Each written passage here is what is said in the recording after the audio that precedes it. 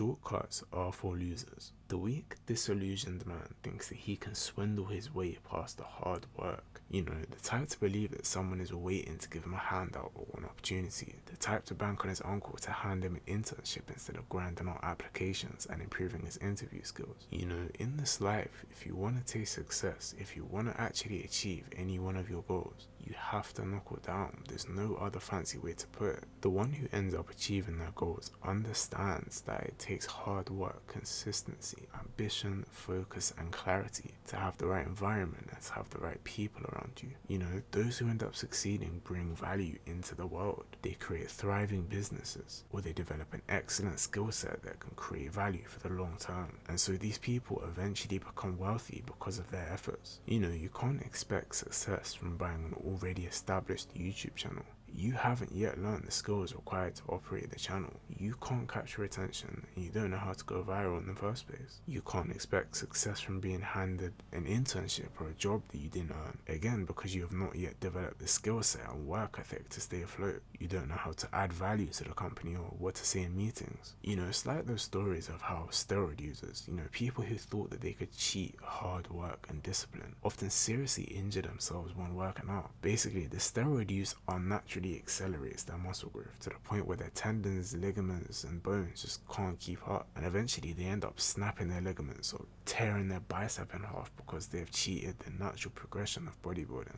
You know, their muscles are at level 5, but their ligaments are still lagging. They're at level 1, and that's where real catastrophe occurs.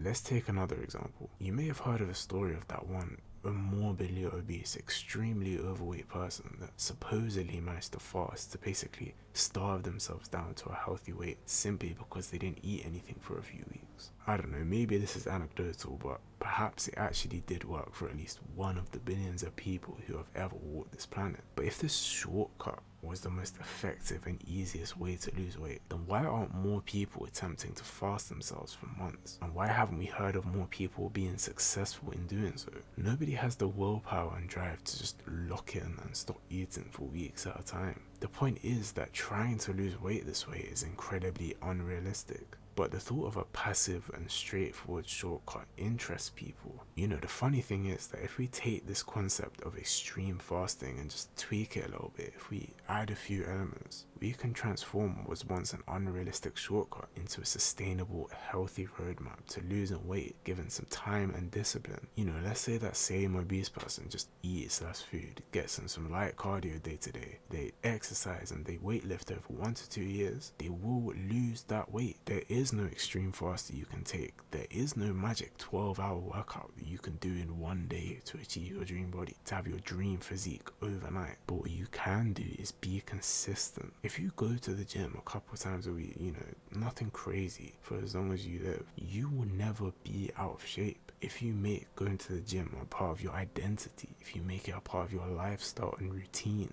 you will never not win. And this is why I say losers want shortcuts. They want the fastest and easiest gains possible. But winners craft their routine and identity around doing what will actually take them towards their goals. Winners understand that it takes months, if not years, to make significant progress in anything that you commit to. And it's okay to be disheartened by this. But what I want you to understand is that this time is going to pass you by anyway. So in 2 to 3 years, are you going to be the man that stayed on course? Are you going to be the man that put consistent effort to work on something meaningful? Or are you going to be the man that slowly drifted and ultimately hasn't made any progress? Because that's the key here. Because this progress is slow, because you don't see clear results within a few days or a few hours of work, you may feel like you're getting nowhere. You may want to quit, but as long as you can just trust this process, it sounds cringe, but as long as you trust the process, as long as you make your grind, your training, if you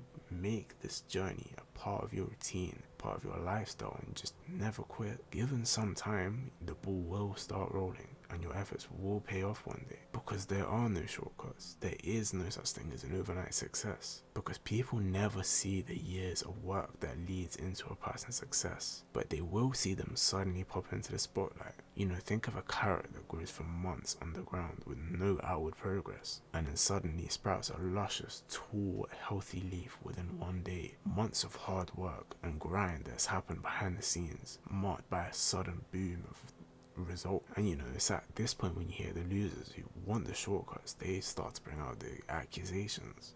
Oh, he's an industry plant, or he just got lucky.